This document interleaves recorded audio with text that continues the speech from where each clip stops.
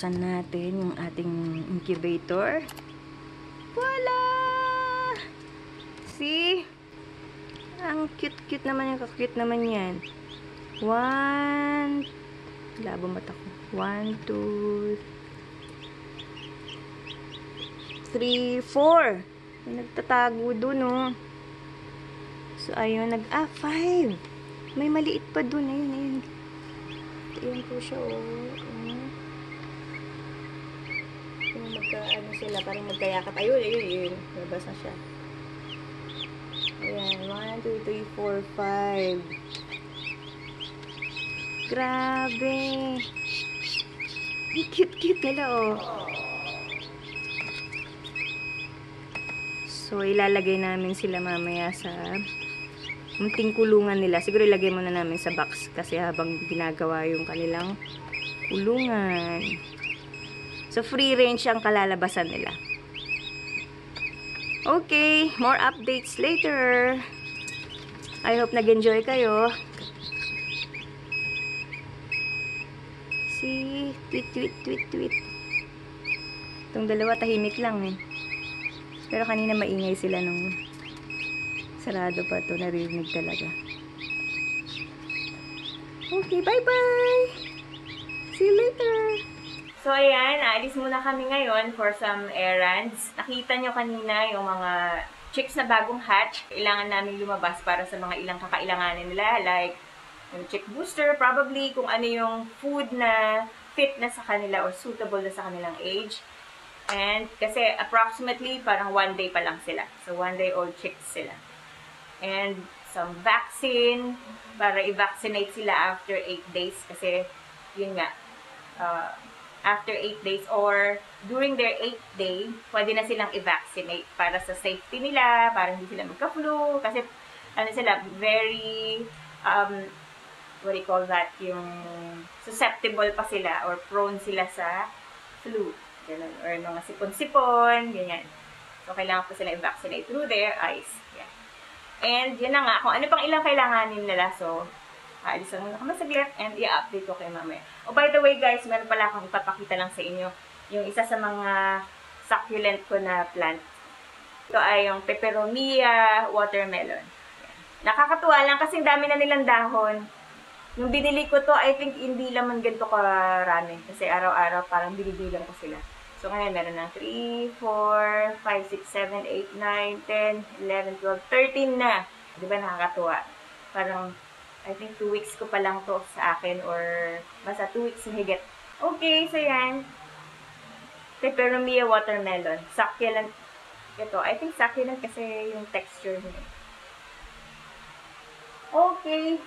So, see you later. Update tayo mamaya.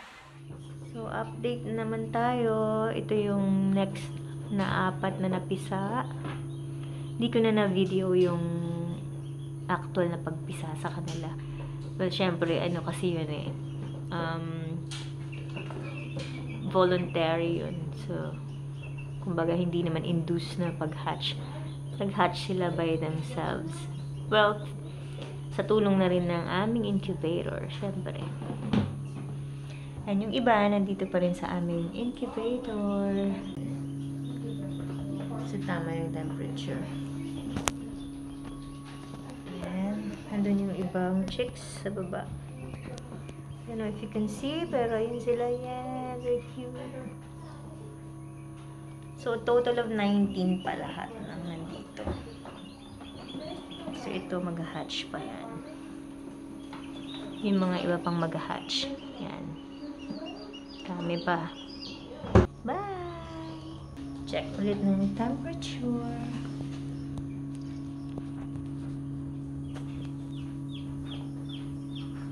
So, total of 19 lahat ito.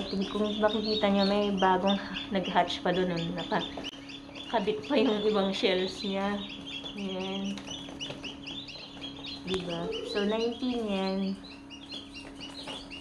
Mga bagong hatch sila. And then, ito, yung sumunod dun sa naunang 6 ng December 23. So, 4 yan. So, ilipat na nga din sila dun sa kulungan kapag after 2 weeks na. Okay, saya mo ng update. So, ayan, bagong palit ang kanilang higaan. And sila ay kasalukuyang kumakain na naman. Patuka.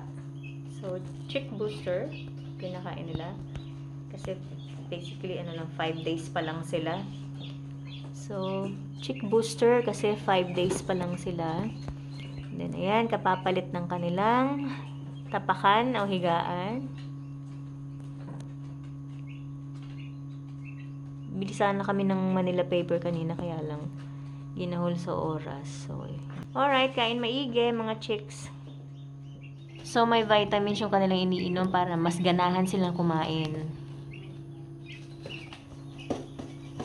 Bakit sumampa na? Tamad na tamad ah.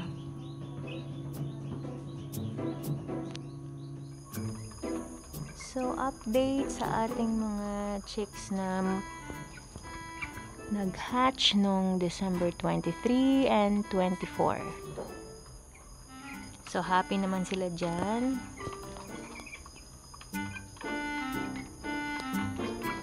So, mamaya, lalagyan sila ng kumot.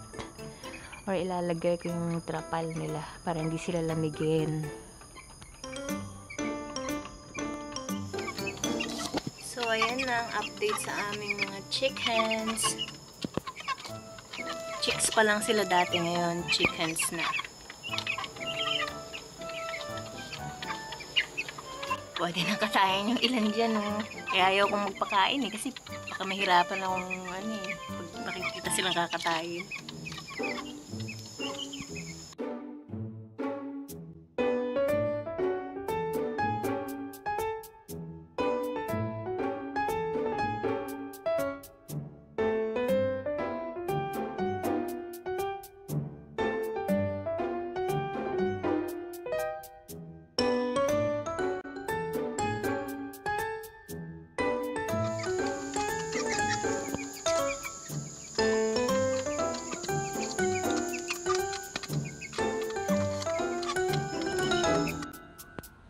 Ayan, meron tayong last 2 pieces dito ng nag-hatch. Yung iba nandun pa sa loob. Yung pinakahuling mga mag-hatch. Pero ito yung heritage and ang ating last na blue asalorp. Una na yung ibang black and blue asalorp, yung Rhode Island fertile eggs natin doon. And other heritage eggs na nag-hatch.